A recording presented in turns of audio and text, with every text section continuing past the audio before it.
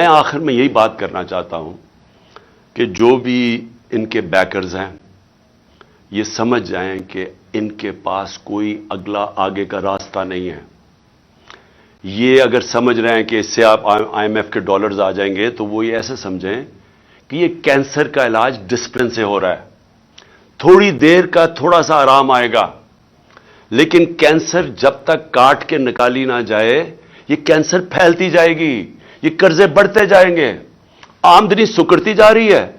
ہماری ریمیٹنسز جو ہمارے دور میں 17% انکریز کر رہی تھیں, ہماری ریمیٹنس میں 17% اضافہ ہو رہا تھا جو 31 ارب پہ پہنچ گئی تھی, وہ ان میں اب 11% کمی آ گئی ہے.